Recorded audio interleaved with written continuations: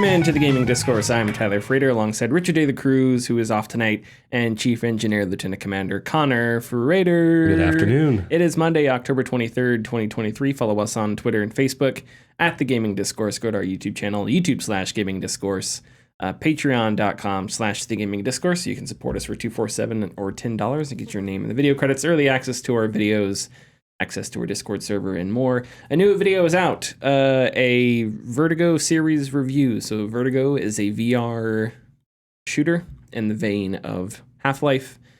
Takes a lot from Half-Life. There are 3 Vertigo games, but technically only 2. The first Vertigo game came out in 2016. The second one was a remaster of the first one, Vertigo Remastered, that came out in 2020. And then Vertigo 2 came out just a couple of months ago.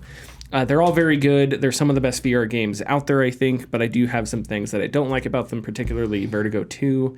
I won't talk about them here because we've got other stuff we got to get to, other games to talk about. But if you're into VR, if you're looking for something to play, they're excellent games. They're made by like one dude, I think.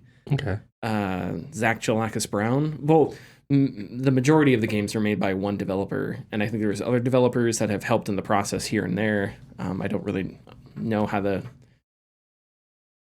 work went, but it's really impressive. They're really good. And I would go check out my review. Give it a like, give it a comment, assault and battery the like button. Okay, so we've got news. Connor, you've been playing Starfield. Yes, I have. I've been playing Starfield. I started and finished Alan Wake's American Nightmare. Did not take me that long. Mm-hmm. Richard's life is safe. But I did go and look for like a lot of the extras and stuff like that. But I was having fun with it. And then I picked up and played Cocoon, which is a puzzle game that released a week or 2 weeks ago.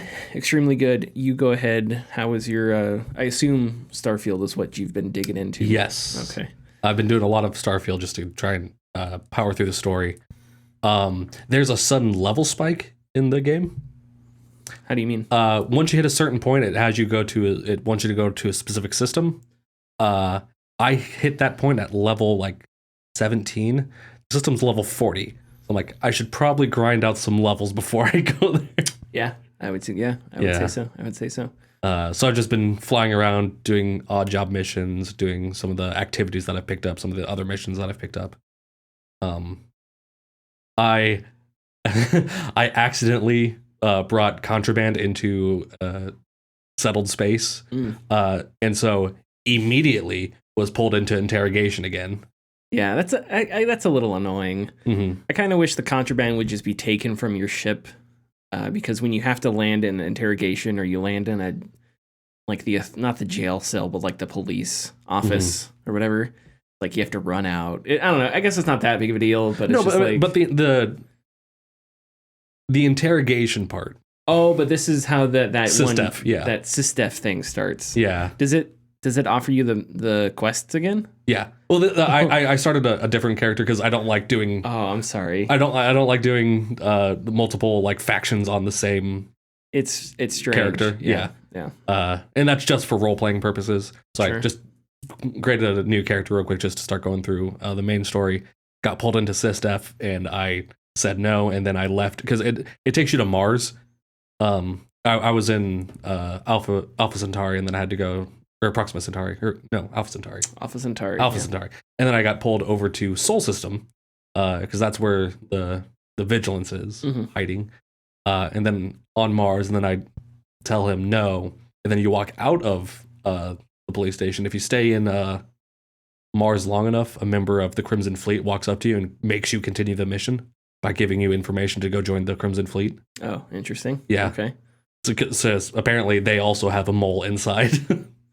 SysDef. Sure. Yeah. So yeah, I'm just ignoring that for now.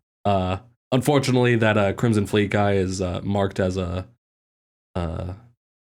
important NPC, so he can't die. I'm not gonna ask how you figured that out. I have a grenade launcher. Okay. Interesting answer. All right. Yeah. Well, he's Crimson Fleet. Sure. They're the baddies. They're canonically bad guys. Yeah. There's no good faction in Starfield, but I definitely think the Crimson Fleet are definitely more bad than good. Definitely, yeah. I know the UC gets a lot of flack for kind of resembling the government from what's it called, Starship Troopers, with its past the citizenship being enlistment through the Vanguard and whatnot. Yeah. But if you join the Vanguard, you do get like a big lore dump, and of course it's 90% propaganda. Sure. Yeah. But at one point they're talking about one of the colony wars, and they're like, and the Freestar Collective Fleet was about to be destroyed, and then they retreated to Cheyenne, and then screened their military force with civilian ships, and you're like, what now? Yeah. The story between the UC and the Freestar Collective is sort of injected with a lot of, all the politics are very clearly there, a lot of surface level stuff. Not that it's bad or poorly written or any of that, but there's clearly like I would say it's not well written.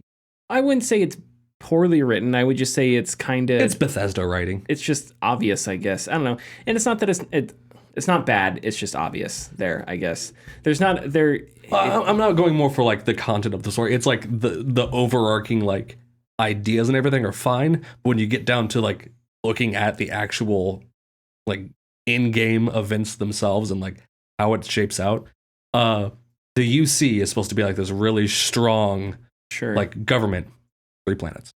Yeah. Freestar Collective is supposed to be the scrappiant 3 planets. Yeah. It's like, how are these massive governmental forces? Also, why is New Atlantis the capital of the UC? 3 apartment buildings, 8 shopping buildings, the lodge, and a couple embassies. That I can understand. I genuinely believe that no one in Bethesda has ever been to a city. Okay, but they can't make an entire freaking city, so that I understand. You got to suspend your disbelief a little bit. Yes, but at the same time, it's kind of it's weird. It's like, how is this the capital of this supposedly massive space empire, and it's 3 apartment blocks, 8 shops? I'll tell you this. I will let this criticism slide because a lot of Starfield is weird and underwritten and kind of bad. If Starfield were a lot better, I would say this is an incredibly bad piece of criticism on your part. No, well, I mean, like, historically, Bethesda doesn't know how cities work. They don't even give you maps in this one. Exactly. Like, Skyrim, the cities are like 30 buildings at most. Okay, but they can't create an entire... Okay, it's a suspension of disbelief thing. You have to understand, like, for example, when you're in a town in a game, okay? Yes. And the NPCs are walking around and doing nothing. You have to fill in the gaps with your head because a programmer and a voiceover artist can't spend 1,000 hours giving each and every NPCs unique things to do for 500 hours. That's so fine. When they idle around, you understand that the game is trying to be evocative of a city, of a bustling city. So it's like, I understand when games have a city with like Novigrad, for instance. In The Witcher, you only had a couple cities. Yeah. You had Novigrad, Oxenfurt. Was there one to the south? I don't remember. There was White Orchard, but I don't think there was anything there. But anyway, Novigrad was like the center. Novigrad was a huge city because it was basically the only city in the game, and then you had villages and things like that. And you had a couple of it, but also we're talking Witcher 3 was 2015, Skyrim was 2011, but in Skyrim you had like 5-6 cities. So I understand what you're saying. That's just not a piece of video game criticism I necessarily like, because I think you have to understand that there's a suspension of disbelief, there's a disconnect you have to accept, because you can't actually expect like an actual full-fledged city. Sorry, continue your thought. Well, I'm just saying, I would like it also just feels empty. Okay. There's not a lot to it, and there's even less going on in it. Also, and this is just a nitpicky thing, like the whole there's a shop in New Atlantis that's slogan is open 49 hours because the days are twice as long on Tolman 2 than on Earth. Haha, it's so funny. But the shops never close. No shop ever closes. Ever. Everyone is always working all the time. And we know that Bethesda has created like living cities before because they did it in Oblivion. So would you rather have shops close up and stuff? Because Yes. okay, because the annoying thing with that is travel time changes the time on planets. So that means you're never really sure when you're going to land on a planet, which means in that scenario what ends up happening is you keep fast traveling to different planets, and when you fast travel and get there, time has ticked by, and that means once you get there you have to If you go by grav jumps, it does. If you just fast travel, time does not change. Oh, really? Yes. I didn't know that. Okay. So because I went really? It does it different if you grab jump versus I had a mission. I had a mission where I had to That's funny. I had to go drop some people off at a settlement. I had like drop some scientists off, and I had 2 days, 11 hours to do it. Yeah. I had already been to the system, so I just opened it up. I really just wanted to get it done just to get paid. I opened it up, went to the system, dropped them off. 2 days, 11 hours left to drop them off. I'm like, so I just teleported there. Yeah, that is really strange. But I'm somebody that I think it's fine. It's a player convenience thing. Because what do you gain by having shops close? You just gain having to find a bed or hit the wait button and take up 10 hours. And stealing things. What? Breaking in and stealing things. Well, yes, but there's other ways to do that, and I understand why you would miss something like that. I just don't. I don't see that as a big as that big of a deal. I see that as one of those things where it's like it's a player convenience. Just like when an NPC gives you a quest, and they're like, time's running out. You go do 25 hours of other things and come back. Oh man, you finished just in time. It's like because there's no real urgency, or else that would be super annoying to play, just like it is in real life when you have to do things right away, as opposed to a video game where there's leisure, there's play, there's fun. That has to be taken into account. And I know comparing these two isn't fair because one is going to be Game of the Year, the other one is Starfield. In Baldur's Gate, there's a mission that you can get, or that you should get, to where there's murders happening in Baldur's Gate, and you can go stop the murder. You'll get a list. You find a list of the people they're going to murder, yes, and the order that they're going to murder them in. I found it. I had to take a long rest. Did some other stuff. I went to the first person. The first person was already dead. The first person that hadn't been murdered yet was already dead. So I was behind on the murders because I had waited around. I like that. Now there's consequences to my and it does do this because Renee and I were playing and we went right to it and we saved the first person. Now that list, can you get that list before you have access to Baldur's Gate itself? Yes, but it does the murders don't start progressing until you talk to an NPC that's investigating the murders. Okay, that's interesting. Yeah, that's something I have mixed feelings about because we had that discussion that I don't like suddenly being forced down a certain path, because then it takes all of a sudden you're forcing me to do something when I have my own ideas and I'm excited about certain things. And I don't think Baldur's Gate 3 was always great at communicating which things were time sensitive. Yeah. I think it was a little arbitrary with that, and that got pretty frustrating.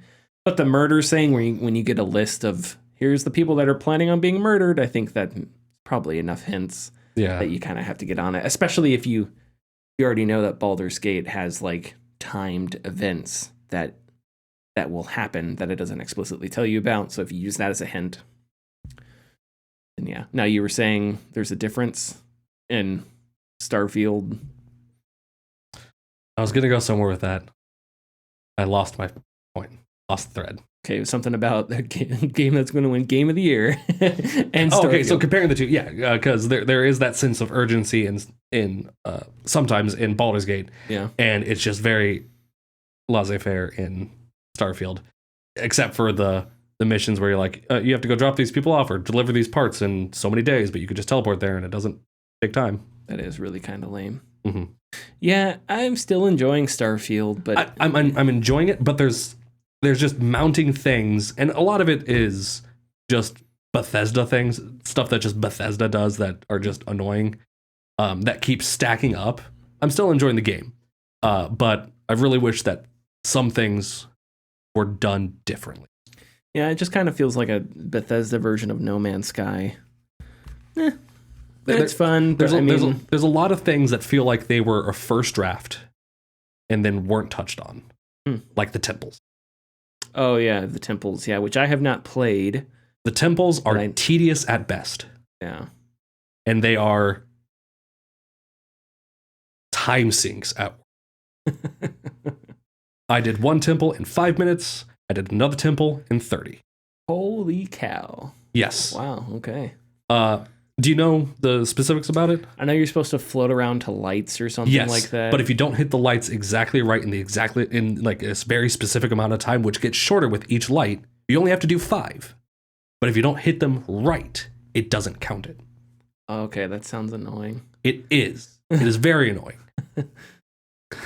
Yeah, I know. Because I have stopped in the light, but I wasn't high enough in the light to hit the hitbox. Oh yeah. The hitboxes are very specific. They're not generous, and it's really annoying. I don't see what the point of that is. Yeah. Again, it feels like something that should have been revised later. It's just they got caught up doing other things and never got back around to it. Yeah. Because if you look on Reddit, or on different forums, people are just upset about this because it's something that shouldn't be as difficult as it is. Flying into 5 lights shouldn't take me 30 minutes because I'm not hitting them at the right angle within a second and a half. Yeah. Do you know how many temples you have to do? Have to? Well, yes, have to. I think you only have to do 1. Okay. There's 240. Oh, wow. Okay, because you get certain powers. Mm-hmm. So it's like like a Link type. It's like a Breath of the Wild type. So you thing, get that's disappointing. You get certain powers from them, but other ones just buff the powers. Okay. Yeah. Well, that's super disappointing. Yes. Because going through say what you will about how much there is in like Breath of the Wild and Tears of the Kingdom, but the puzzles are really fun on their own. For the most part. Right? So it's like... So getting the power-ups is fun. If you take that fun away, man, that's bad. Yeah. Because there's a bunch of them, and they're not fun to do. Oh, yeah, that sounds like it sucks. Yeah. Who knows? I'll see how many of those I want to do. Yeah, I think you only have to do 1. I've done 3, and that's all I'm doing because I found a really cool power, and I'm like, this is the one I'm going to keep using. Cool. That's too bad. Yeah, I think this is probably the worst Bethesda RPG in a long time. Yeah. I think Fallout 3 was better. I think Fallout 4 was better. Oblivion was better. Skyrim was better, and there you go. And Vegas was Obsidian. Yeah. So I think this was the worst one, which is too bad. Because there's a lot of cool ideas. It's just not. It's just so. It's 1,000 great ideas. 5 were accomplished. Smushed into like one kind of. The characters are interesting. Mm-hmm. Sarah's interesting. Sam Coe's interesting. But yeah, I just the whole thing is awkward.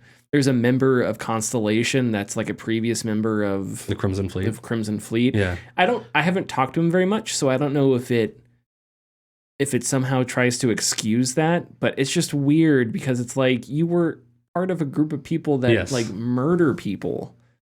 And then there was how do you in Constellation, well, there's a former member of the House of Varun, which went on a holy war against the entire universe. Yeah, and still is attacking people to this day. Really? Yeah, I didn't know that. They're at peace, but some of House of Varun said, House of Varun. Yeah. I know. Yeah. Sorry, not the member, the House of Varun. Yeah. You'll still find the zealots or whatever that'll attack you. Sure. No, peace isn't achieved. Kill them all. Okay. Is there anything else you want to say about Starfield?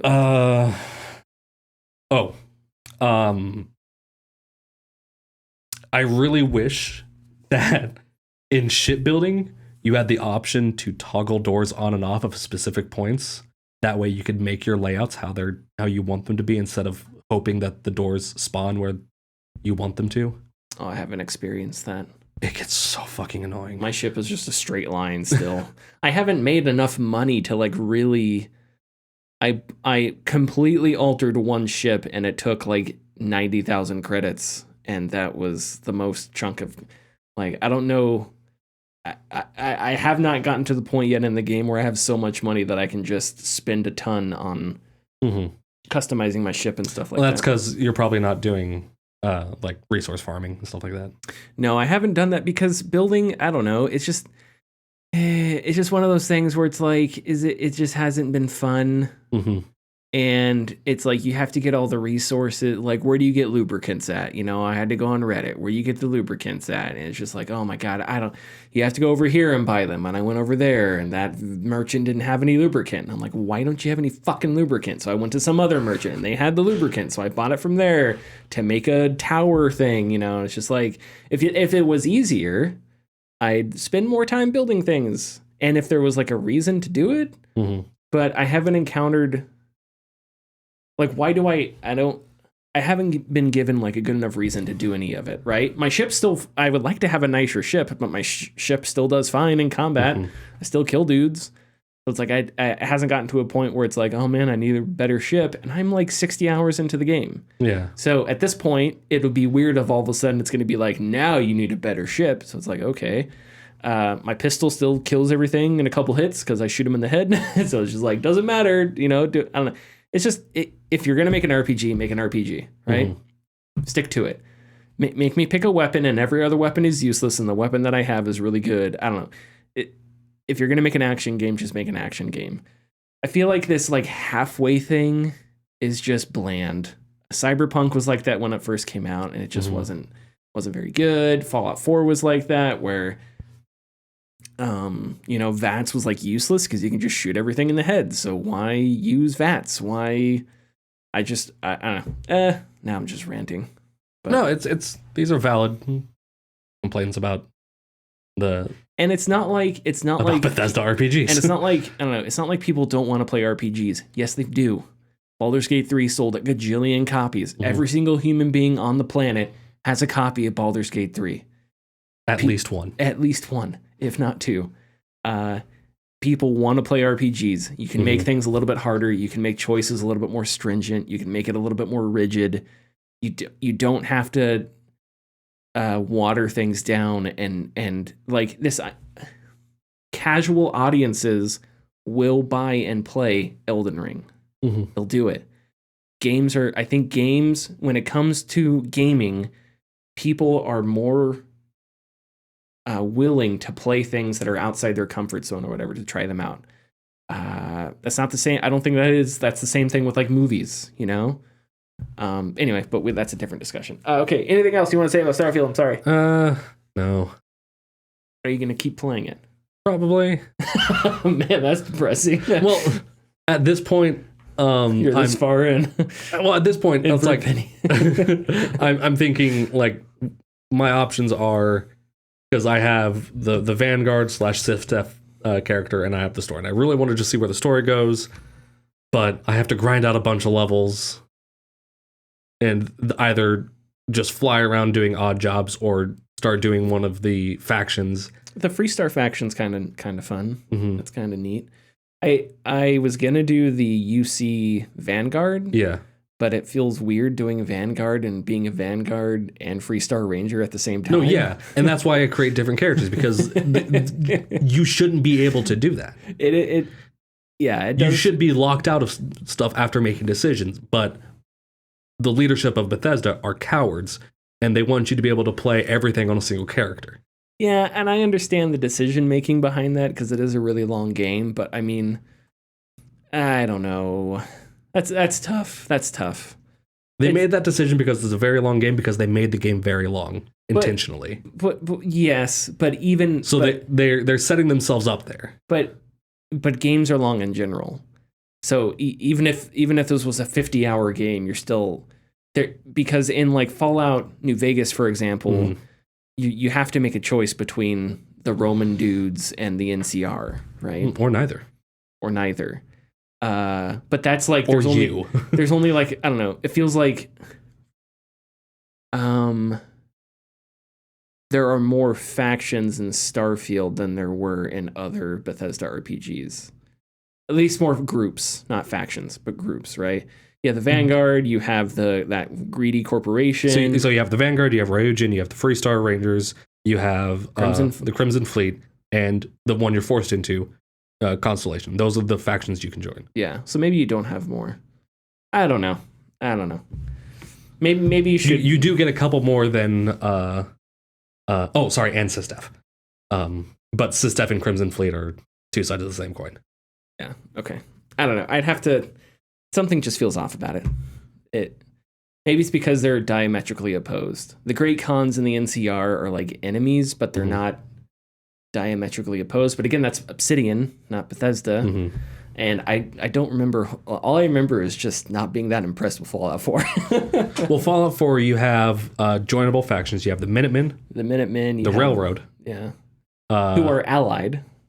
Loosely. But, yeah, okay. The Institute. And the Brotherhood of Steel. Oh, and were they allied? Who? The Institute and the Brotherhood of Steel? Oh, fuck no, they weren't. Oh, okay, I don't remember. When you're forced to choose a faction, you have to eliminate the other faction. Oh, okay. See, that's what I'm talking about. Yeah, that makes a little more narrative sense. Yeah, so if you choose the Institute, you have to take out the Railroad because the Railroad is opposing, like always been opposing to the Institute, and the Brotherhood of Steel is a political and existential threat to the Institute. So they have you take them out as well. If you play as this Brotherhood of Steel, you got to take out the Institute because they're bad and hoarding all the technology, and we want to hoard all the technology. Yeah. And you take out big enough for both of us. And you take out the Railroad because they have technology, and we want that technology. Yeah. Their excuse is pretty much the same. Yeah. Okay. Give me money. So, Alan Wake's American Nightmare is very good. I'll talk about it real quick. I was surprised how good it was. I am super excited for Alan Wake 2. And Mr. Scratch, the evil twin of Alan Wake in Alan Wake's American Nightmare, is one of my favorite villains of all time. Oh my god, he is so awesome. You don't like interact with him much in the game. You just see like clips of him talking on a TV mocking Alan. But it's just, all those clips are just, Remedy just does such a good job with sort of its creepy clips, and it's like, it has the Bright Falls TV show in Alan Wake, which is like a Twilight Zone type thing. It does such a good job with all of those. There's one great scene with Mr. Scratch where he's like this crazy, he's an evil twin, and he's like a crazy abusive serial killer guy.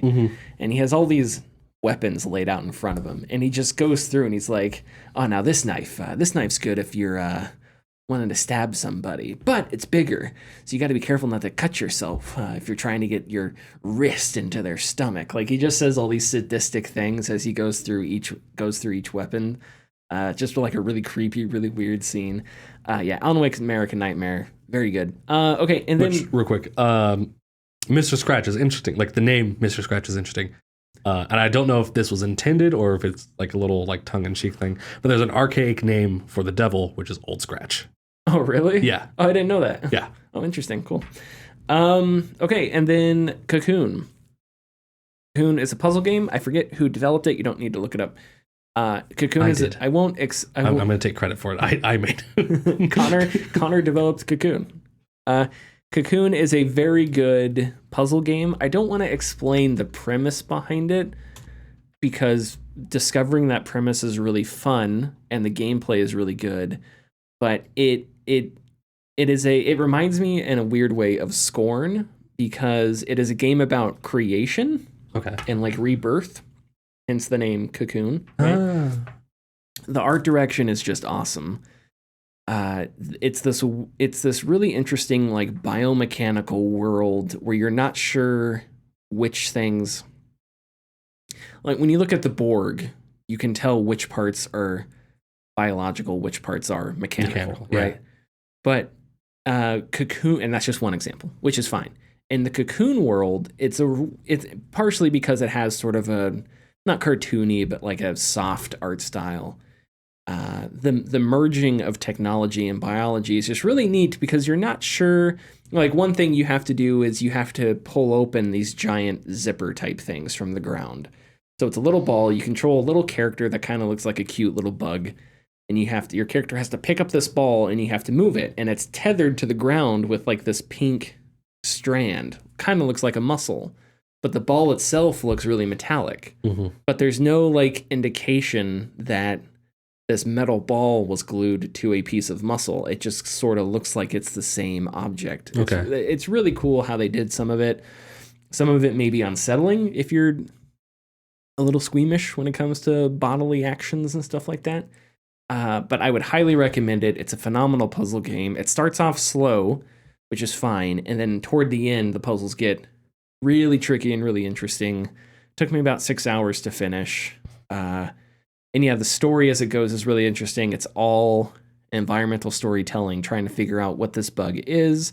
This bug emerges from a cocoon, and you go off solving puzzles, and you're not even sure what you're doing, what your purpose is, which is always a great premise. Which is why it reminded me a lot of Scorn, because both Scorn and Cocoon are about like two things that emerge from a cocoon-like egg or shell.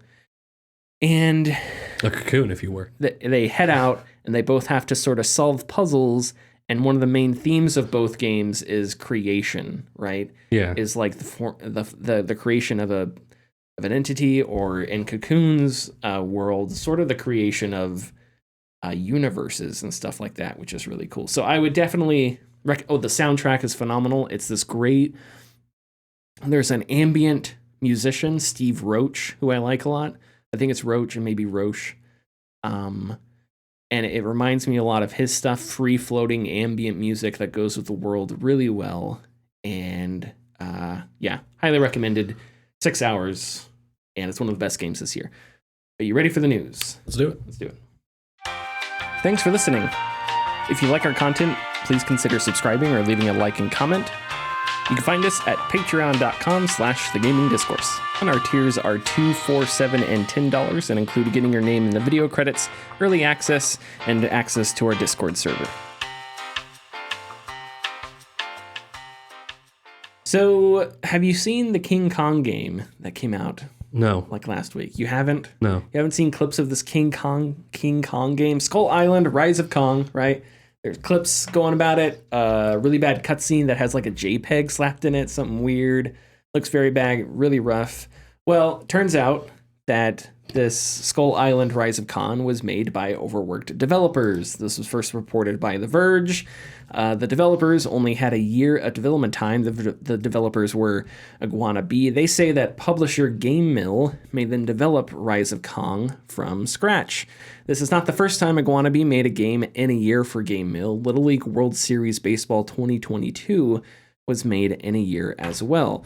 There was crunch, as well as studio turnover. Anywhere from 2 to 20 people were working on the game at one point. Iguana B is based in Chile, and GameMill in Minnesota. Developers describe a vicious cycle where they would like to make original games, and some of the games they have worked on have won awards. So there's talent at the studio. They would like to make original games, but the only way to get funding is for licensed games. And once they have preliminary licensed games in their portfolio, primarily licensed games in their portfolio, they are offered only licensed games. So it's a vicious cycle where it's like, we want to make this, but we got to make this to keep the doors open. They make that, they get more of that offered, and it's either that or the studio doesn't exist anymore. So they keep making licensed games. Speaking about GameMill, one developer said, quote, "It's a love-hate relationship because they are the only ones who accept or give the projects, and Iguana B doesn't have the means to develop almost anything on its own because, well, money." 4 of GameMill's, just on their website, veteran lead team previously worked at Activision. There you go. Okay, so it definitely, when all those clips dropped and stuff like that, it was clearly bad. Mm-hmm. And I guess, what was this is the same, it's not a one-to-one with the Gollum game, but it's somewhat similar. But also with the Gollum game, it was like things were so bad that it was like, okay, what's the story here? Yeah. There's no way that this game was worked on for 3 years and that this is the end state. What happened? Same thing with Cyberpunk. It's like what decisions led to this moment where a game releases and it's this bad? Because things just don't happen like that. There's no way that all your efforts, end here and that's just where you stop. Yeah. So it's like, what's the story? What's the driving force? And here we see that I think it's pretty clear that you have a bigger publishing arm, not a big one, relatively speaking, but a bigger publishing arm that exploits smaller developers, and in this case, Iguanabee, right? And that makes me, that just sucks. Especially in a time when gaming has become more global and we have studios in, this one's in Chile, and we have studios in Southeast Asia, and we have studios in Eastern Europe and all over the place now. And so it's like, we're starting to play more and more games made from all over the globe. And these studios deserve chances to make, things that they want to make to express themselves artistically and stuff like that. But they, and this isn't the only the only kind of studio that's exploited. We've talked about support studios, right? Mm-hmm. Where, you hire a QA studio from China, or you hire a QA studio from Indonesia or something like that. And the labor laws are different there and stuff like that. So the relationship is trickier, and they don't get as much press coverage as they do here. So maybe things are happening that aren't being shined a light on as much as they may happen here. And so there's all kinds of ethical issues like that. But GameMill just comes across incredibly distasteful. And yeah, as I was saying earlier, as soon as I saw the game, I was like, okay, so how, like, one of the tweets that got passed around was calling the game a scam. And look, no game should release like this. It's bad, right? Yeah. Just regardless of the context, this shouldn't happen. Now, why it happened is important, but like calling it a scam, I think is, I guess it's important to understand the economics behind the scam, because if you read the story, it seems like the Iguanabee developers, they were proud of the work they did. They only had a year to do it, so they did the best they could. But if it were up to them, would they do things the exact same way? It doesn't seem like it. Yeah. It seems like GameMill, which has a bunch of executives from Activision, have just kind of churned out a quick money-making scheme. And so if we're going to point the scam at anybody, I think it would be at GameMill. And I don't think GameMill has said anything in return. And it's funny because I was reading about, today I was doing some research on the 1984 game crash, console crash, however you want to call it. And GameMill, what GameMill is doing now is sort of what made the market crash back then, because you had a bunch of shitty, like, brand-based games that released, and then that's what triggered it. Nowadays, I don't think that the industry, I don't think GameMill is nearly powerful enough to crash the industry, but it is funny that they're sort of doing the same thing, and that's too bad. Yeah, I don't know. Is there anything you like? I do think it's fitting that these schlocky games are being put out by GameMill. Right. Very fitting name. Yeah, definitely. But that's, it's just frustrating. And it makes you mad because GameMill doesn't necessarily, I think Kotaku reached out to them. I think The Verge reached out to them, but they haven't said anything in return. And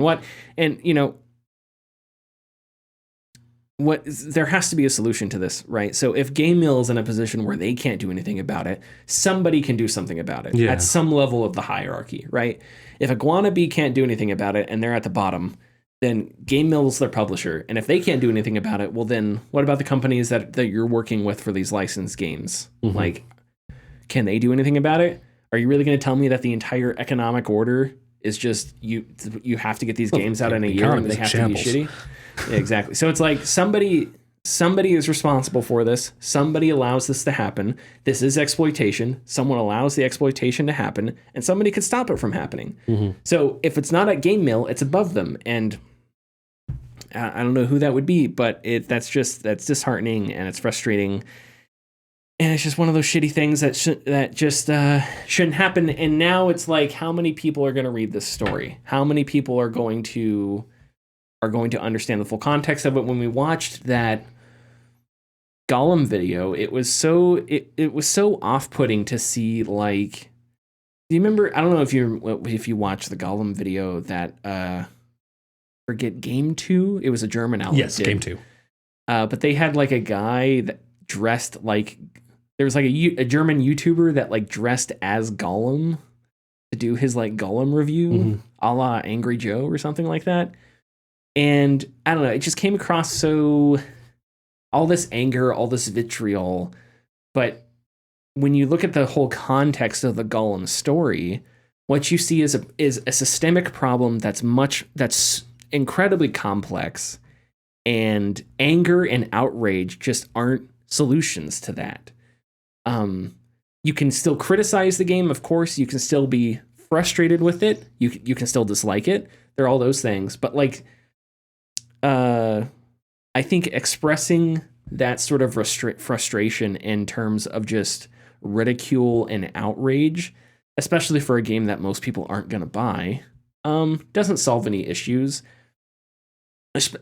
Unless it's pointed at the people that are actually responsible, but who is? And I think it's got to be GameMill, and if not GameMill, then it's a system that needs to be fixed. And at some point, the box got to stop. And I know I'm rambling a bit here, but this is what I've said with Activision Blizzard or Ubisoft, right? So we have big systemic problems, okay? Was Yves Guillemot responsible for every single thing that happened at Ubisoft? No. But a bunch of shit happened under his watch, and the buck's got to stop somewhere. And why not stop at the head of the entire goddamn company? If it's gonna go all the way up to his right hand man, why not stop at him? So there are, I believe in systemic issues where no single person is responsible. I also believe that there has to be a balance in there somewhere, where there definitely are people that enable this sort of thing, that create these economic situations and allow them to continue. So whether that's at GameMill or whether that's above it, it needs to stop because it just sucks. And this is going to be a little preachy, I guess, and I apologize. But I think if we're covering games or whatever, we have to keep this in mind. You have to be honest about Skull Island: Rise of Kong. It's clearly a bad video game. Yeah. You got to be honest about that.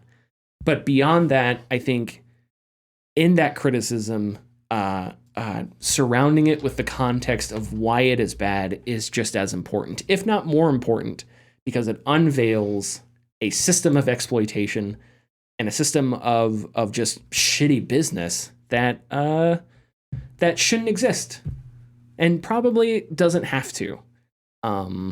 Yeah. Okay. Is there anything else you would like to say? No. You nailed it. Okay. Moving on. Oh, this is good.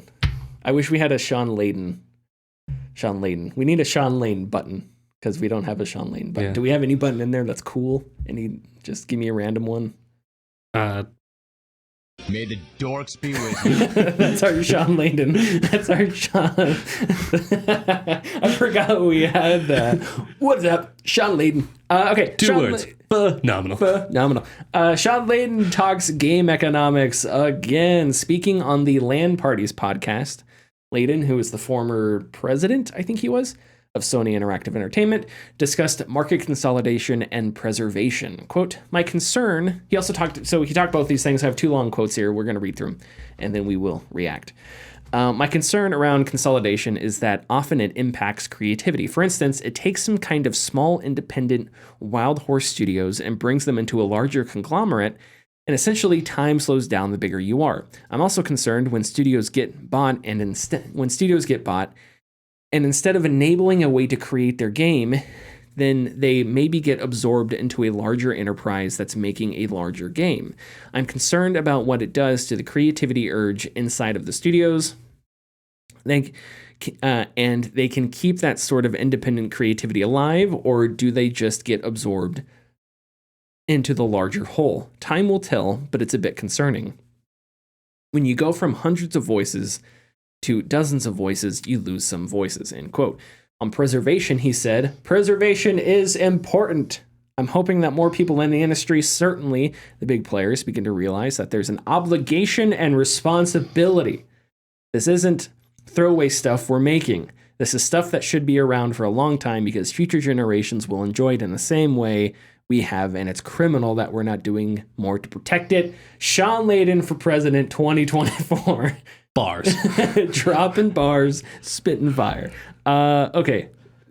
Off the top, do you have any thoughts on either quote here? Both of these are just, I think, we need to get him on the show. We're going to get him on the show next week. Probably not. But both of these are really good examples of... I think his concern for studios getting bought isn't being talked about enough. Because, yeah, what does happen to smaller studios when they're picked up by larger studios? Or what happens to large studios when they're absorbed by mega corporations like Microsoft? Yep. And that's one of the topics with Microsoft right now. Is there what's the word I'm looking for? Where they're allowed to do their own thing and stay independent. They have their own autonomy. Autonomy, thank you. Yes. So this was the discussion after, I always forget the vampire game, Redfall, yeah. Right? Phil Spencer talked about the autonomy that Xbox gives all these studios that they have purchased, which I think is a good thing. Now, where the line is between the autonomy and we got to pull the reins in because we need you to shore this up and this up is tricky. I think Electronic Arts is probably a good example of a publisher that is way too rigid and streamlines things way too fast. BioWare probably... the reason that BioWare made Anthem is complicated. I don't think it was ever reported that EA told them to make Anthem. But at the same time, I don't know if it was necessarily BioWare saying, I have a great idea, let's make a looter shooter, versus it's probably a good idea for us to make a looter shooter. So not a mandate as much as there was corporate pressure, right? And that's a culture. And that's, I think, kind of what Layden is getting at here is if you buy all these companies, all these developers, they're good at certain things. Mark Dara has said this a lot, EA is good at making sports games. They're not so good at making BioWare games, but BioWare's good at making BioWare games. So how do you square that circle? And for Electronic Arts, the answer is apparently do what we want. Try and make them make an Anthem. And again, it wasn't they didn't dictate it, but it certainly seemed like it was something that was brought about by the atmosphere of working under Electronic Arts. Now, at Xbox, you have a little bit more autonomy. And what has that, what is that? How is that going to change for the next few years now that the Activision Blizzard deal is done? I don't know. But it would be fascinating to hear that talk about where's that line? How do you allow companies to have that autonomy, to have that creative independence while not ringing them in too far as to cancel that creativity out, right? It does give me pause that studios like Naughty Dog are working on a multiplayer game. I'm sure they could do it. Last of Us multiplayer was popular, but at the same time, that was never their strong suit.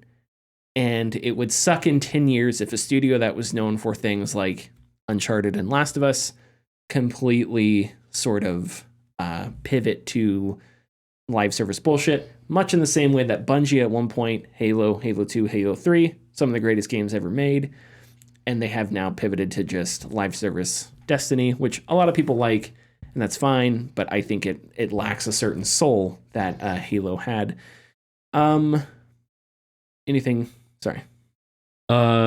Any thoughts while I was rambling incoherently? Not on the first part any more than what I've already said, and what we through with companies and what they're making. But then on to preservation. Sure. I'm glad someone said it. I'm glad someone that has been in boardrooms has said it. Yeah. And the question for me is how do you convince these companies of this? How do you convince Xbox that, well, actually, Xbox you may not have to convince. How do you convince, I think Nintendo is probably a better option here. How do you convince them that they need to do a better job? Restructure the company entirely. Get new blood in the management positions that understands that video games are art and should be preserved. That's probably correct, unfortunately. Yeah. I also think that maybe you could show that there's money in it, right? Capcom with I don't remakes. even think that Nintendo. But that's remakes aren't necessarily preservation. Yeah. Those are different things because and remakes I are don't even different. think that Nintendo's worried about the economics of it. I just think that the executives of Nintendo just don't give a fuck. And there's just a different ideology. Yeah. Of we're going to do what we want to do. We have these over here for now, and we don't want them readily available for whatever reason, right? Mm-hmm. And that's sort of their dogma. That's how things operate. As opposed to somebody like Capcom, where there's been HD remakes, there's been remakes, Xbox, backwards compatibility, PlayStation as well. I think I'm glad he said it because it's true. But it's so explicit, right? I would love to hear his thoughts on emulation. I'm sure it's probably out there. I probably should have Googled it. Shawn Layden and emulation. But because if you believe this much in preservation and that companies have an obligation in it, then where do you stand with piracy? And where do you stand with emulation? We have a Reset Era post from that was September. That was September this year. Yeah, that was last year. We're not going to get into it because I don't want to have to read through an entire thing about emulation. Mm-hmm. I'm sure his views are probably mixed. All these dudes are company men. That's the thing that's important, right? So at the end of the day, I'm not so naive as to believe that they're double agents working on behalf of the art. They're company men, just like Phil Spencer or whatever. But because how far are you willing to take that? Because for me, it's preservation cannot be left up to the IP holders, the IP owners, right? So what do you do? And I think emulation and things like that are the right thing to do. I think they're morally correct. Legally, in certain ways, probably not, but morally, yes. And if you have a way where artists can be paid for that sort of thing and you sell it, then great. But if you're not going to do that, then get the hell out of here. And I don't want to hear your arguments about piracy because there are no good arguments. We've gone over this. I'm like that guy at the beginning of StarCraft 2 Blood War. I know all about the Zerg. I know all about the piracy arguments. None of them are good. They all suck. Get the hell out of here. So if you're not going to do anything about preservation, people will. And that's just how things are going to go. It is interesting that we've talked about Valve past couple months, a couple times, and how weird of a spot Valve is in and how that has influenced the history of video games. And Valve is pro emulation. Now, I don't know how explicit they've been about that, but they are. And so it is funny that when they announced the Steam Deck, the Switch emulator was on the screen, and they edited the trailer to take the Switch emulator down. But it is interesting that one of the biggest power brokers in gaming, in Valve, I think is clearly, and they've probably so much as said it. I'm sure Gabe has said it, but yeah. Anyway, I'm sorry. Is there anything you would like to say before we go to tidbits? No. Okay, let's go tidbits. What if I told you, in this world, there are bits, and there are tids, and Richard is the only man who can put them together into tidbits. Rich is not here, so I have a It's actually one about Starfield. It's just like a little blurb about Starfield. Okay. The exploit that people have been using where they create a ship that has like a hollow center. The devs use that too. Really? There was a video about, like, I think it was a behind the scenes video, and there's just a quick shot of one of the devs in a shipbuilder, and you just see a box and a hollow middle. Oh, so they figured it out too. That's funny. Yeah. That's funny. I wonder how often that happens. Where I'm sure it happens a lot where developers see exploits, but they're just like, we'd have to change so many systems to fix this that we're just going to do it this way. And if a player decides to do it this way, then they get to do it that way. And who cares? Interesting. Okay. That's funny. Follow us on Twitter and Facebook at The Gaming Discourse. Go to our YouTube channel, YouTube/Gaming Discourse, Patreon.com/The Gaming Discourse. We can support us for $2, $4, $7, $10. Get your name in the video credits, early access to our videos, and access to our Discord server and more. Slurred my words. Go watch the Vertigo video. Go watch it. See you next week. Bye.